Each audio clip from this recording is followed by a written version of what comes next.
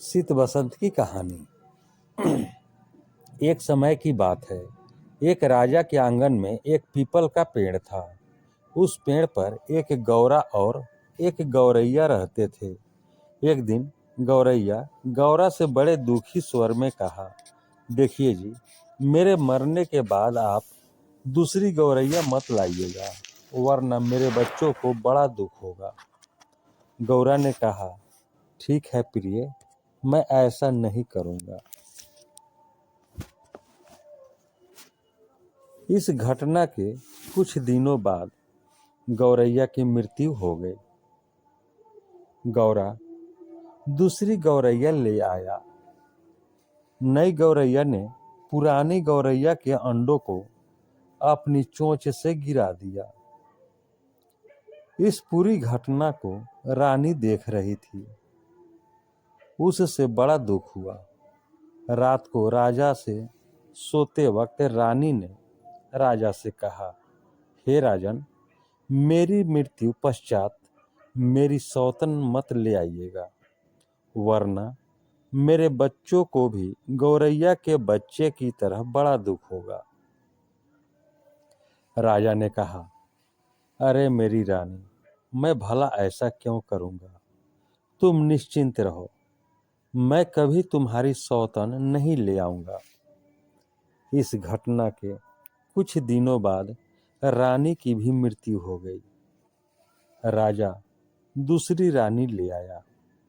राजा के पहले रानी से 2 बेटे थे। बड़े का नाम था शीत और छोटे का नाम बसंत था। एक दिन दोनों बच्चे गेंद खेल रहे थे कि अचानक उनकी गेंद रानी को जा लगी। रानी को बड़ा क्रोध आया। वह कोप भवन में जाकर बैठ गई। शाम को राजा ने पूछा तो रानी ने बड़े आवेश में आकर कहा, हे मेरे राजा, अगर तुम मुझे जिंदा देखना चाहते हो तो मेरे सामने शीत बसंत का कलेजा काट कर ले आओ। राजा बड़ा परेशान हुआ। उसने बहेलियों को आदेश दिया कि शीत बसंत को जंगल में ले जाकर उनका कलेजा काटकर रानी के सामने प्रस्तुत किया जाए। बहेलिए शीत बसंत को जंगल में ले गए तो शीत बसंत ने रोते हुए कहा, ओ बहेलियों, हम पर दया करो, हमारे गले सोने की हार है, इन्हें ले लो और हमें जिंदा छोड़ दो।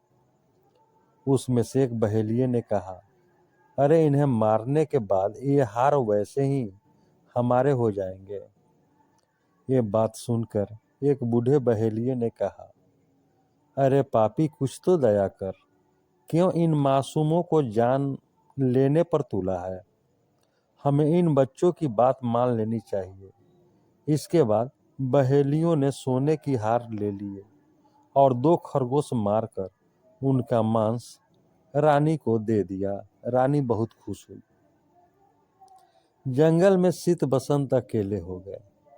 चारों तरफ जंगल, जानवरों के डर और भूख से उनका बुरा हाल था।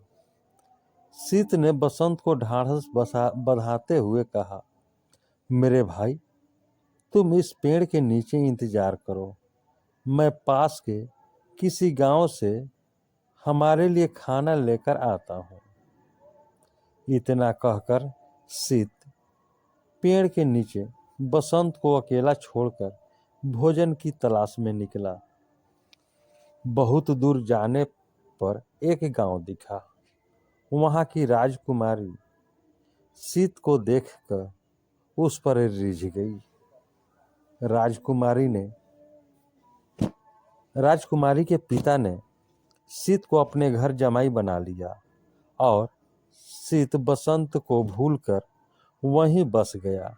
उधर बसंत का रो रो कर बुरा हाल था। जैसे जैसे शाम होती जा रही थी, बसंत के रोने की तीव्रता बढ़ती जा रही थी।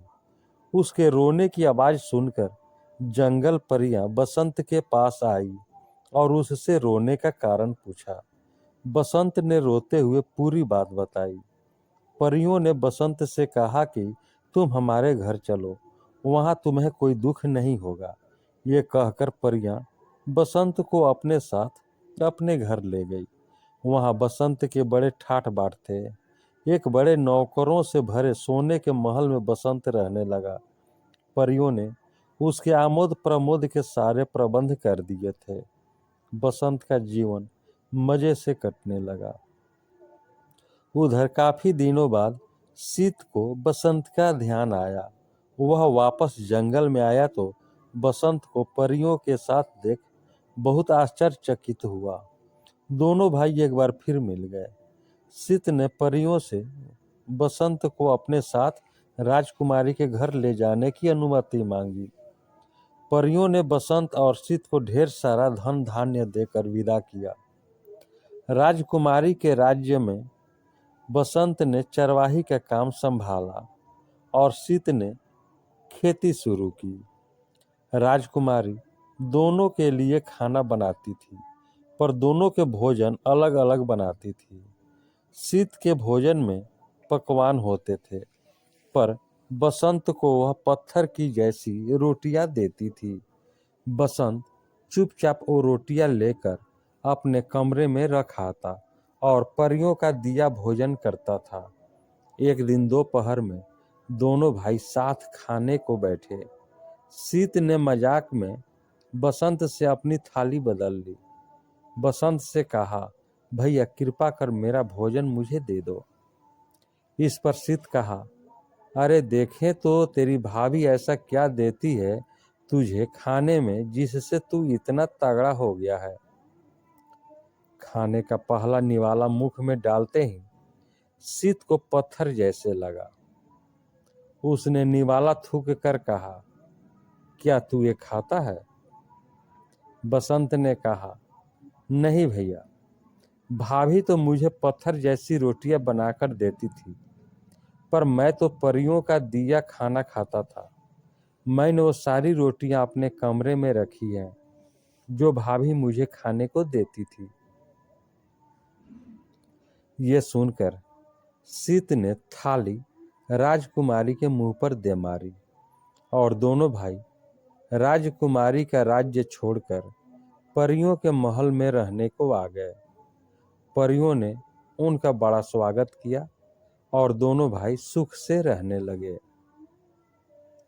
बहुत समय गुजरने पर शीत ने कहा, भाई यहाँ रहते हुए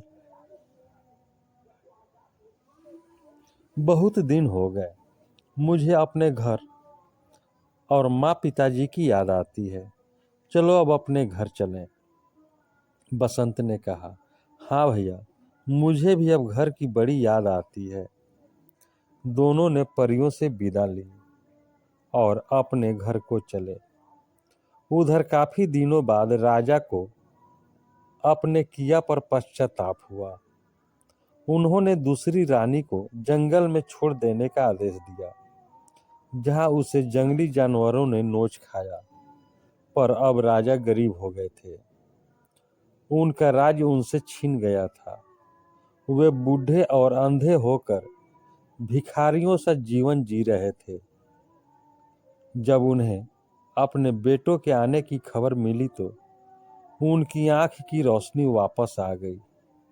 शीत बसंत हाथी और घोड़ों पर ढेर सारा सोने हीरे के आभूषण और सामानों लेकर वापस लौटे। राजा का राज्य उन्हें फिर से वापस मिल गया और सब खुशी खुशी साथ रहने लगे। दोस्तों, यह कहानी आपको कैसी लगी? कहानी को लाइक करें, शेयर करें। चैनल पर नए हैं तो चैनल को सब्सक्राइब कर लें, बेल आइकन का बटन दबा दें